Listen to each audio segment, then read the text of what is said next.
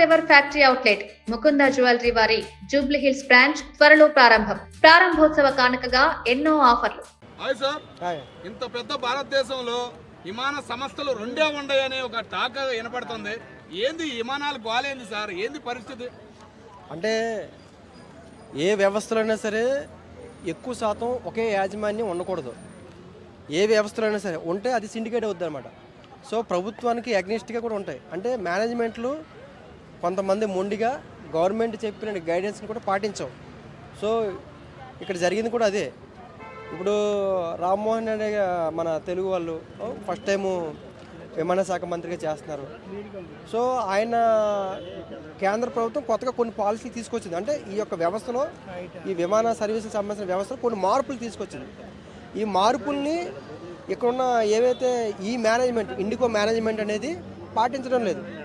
So వీళ్ళు కూడా, government కూడా ఏం చేయాలంటే ప్రత్యామ్నాయ మార్గాన్ని ఒకటి ఏర్పాటు చేసుకోవాలి. ఎందుకంటే ఈ ఇండిగోలోనే 65% అంటే 60% ఈ విమాన దాంట్లోనే 60% వీళ్ళకే షేర్ ఉంది. ఒకే మేనేజ్మెంట్కి 60% షేర్ ఉంటే ఆ మేనేజ్మెంట్ ఏ రకంగా ఉంటుంది?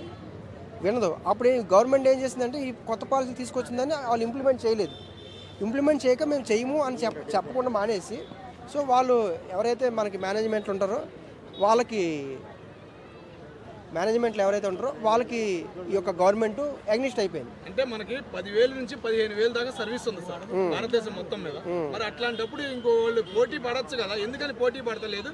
దాని మీద ఎందుకు అవగాహన లేక, ఎందుకని దానిలో పోటీలోకి దిగలేదు చాలా మంది? పోటీలో లేదని కాదు, మేనేజ్మెంట్ సిస్టమ్ ఎక్కడ ఉంటుందంటే, ఇప్పుడు అంత పెద్ద బిఎస్ఎన్ఎల్ జియో దగ్గర ఆగిపోయింది. బిఎస్ఎన్ఎల్ 2G ఉండేది, అసలు 5G అవ్వాల్సింది బిఎస్ఎన్ఎల్. కానీ 5G బిఎస్ఎన్ఎల్ రీసెంట్లో వచ్చింది. అంటే ఇక్కడ ప్రభుత్వం సహకారం కావచ్చు, ఈ యొక్క బిజినెస్ వ్యాపార రంగంలో కొంతమంది ఎక్కువ పెట్టుబడులు పెడతారన్నమాట. సో ఎక్కువ స్థాయి దాన్ని హైప్ చేసినప్పుడు ఆ స్థాయిలో పెట్టుబడి పెట్టే వ్యక్తులు లేకపోవడం వల్ల ఏమవుతుందంటే ఒకే ఈ యొక్క మేనేజ్మెంట్లు అంటే ఎక్కువ గుత్తాధిపత్యం చేసే అవకాశం ఉంటాయి. ఇప్పుడు ఈ గుత్తాధిపత్యం చేసిన వ్యక్తులు ఏమైంది, ఇప్పుడు ఖచ్చితంగా వీళ్ళు గవర్నమెంట్ ఇచ్చిన గైడెన్స్ని పాటించట్లేదు. మొన్నంతా ప్యాసింజర్లు మొత్తం ఆగిపోయారు. వాళ్ళందరూ కూడా గవర్నమెంట్ మీదే లోపము, గవర్నమెంట్దే పొరపాటు అన్నట్టుగా వాళ్ళు మాట్లాడుతున్నారు. సో ఇప్పుడు గవర్నమెంట్ తీసుకొచ్చిన నిర్ణయాలు ఏమందంటే, ఒక కొత్త వ్యవస్థ తీసుకొచ్చినప్పుడు ఖచ్చితంగా అంటే ప్రత్యామ్నాయం ఏర్పాటు చేసుకుని చెయ్యాలి. అంటే 60% వీళ్ళకే ఉన్నప్పుడు, ఒక మేనేజ్మెంట్కి ఉన్నప్పుడు ఆ మేనేజ్మెంట్నే ఒప్పించాలి, లేదా ప్రత్యామ్నాయ మార్గమే ఎంచాలి. వీళ్ళు ప్రత్యేక మార్గం ఎంచకుండా ఈ మేనేజ్మెంట్ ఒప్పించుకోకుండా ఈ పాలసీని మీరు చేయండి అని చెప్పారు. ఆ పాలసీని వాళ్ళు చేయలేదు. సో ఇలాగా సిండికేట్గా ఉండడం వల్ల ఏమవుతుందంటే ఈ విమాన అసలు కరెక్ట్ కాదు. అంటే 65% ఒక ఇందులో ఉండడం అంటే కరెక్ట్ కాదు. వీళ్ళు అన్ని రాష్ట్రాల్లోనూ ఇదే, ఏ వ్యవస్థలైనా సరే ఎక్కువ మంది ఉండాలి. ఉండగలిగితే ఒకరు కాకపోయినా ఒకరైనా కాంపిటేటివ్గా ఇవ్వగలుగుతారు. ఎవరైతే మనకి సరే మన తీసుకున్న వాళ్ళు ఉంటారో, మన టికెట్ తీసుకున్న మన ప్యాసింజర్లు ఉంటారో వాళ్ళకి న్యాయం జరిగే అవకాశాలు ఎక్కువ ఉంటాయి. సో ఒకలే ఉండడం వల్ల ఏమవుతుందంటే వాళ్ళ పాలసీనే ఇంప్లిమెంట్ చేస్తారు, గవర్నమెంట్ చెప్పినా వినరు. సో ఇవి అనేక వ్యవస్థలు ఉన్నాయి, సిండికేట్ వ్యవస్థ అనేది అనేక వ్యవస్థలు ఉన్నాయి. కాబట్టి ఇప్పుడు మన పార్లమెంట్లో కూడా రామ్మోహన్ రెడ్డి గారు అదే చెప్తున్నారు, మా పొరపాటు ఎక్కడా లేదు, ఇండికోటి సంస్థదే ప్రధానమైన సమస్య. సో మా దగ్గర ఎక్కడ పొరపాట్లు లేవు, మా దగ్గర ఏ లోపాలు లేవు.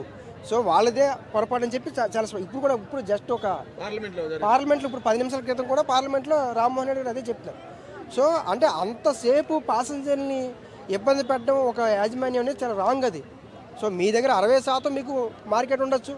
ఒకవేళ వాళ్ళు ఏంటంటే ప్రభుత్వం మమ్మల్ని ఏం చేయదు కదా, అంటే ఇంత సడన్గా ప్రభుత్వం వేరే వాళ్ళని అరేంజ్ చేసే రైట్స్ వాళ్ళ దగ్గర ఉండవు కదా. అంత విమానాలు కావచ్చు, లేకపోతే ఆన్లైన్ వ్యవస్థ ఇవన్నీ ఉండవు కదా వాళ్ళ దగ్గర. కాబట్టి గవర్నమెంట్కి మనం అగ్నిస్ట్గా వెళ్దాము.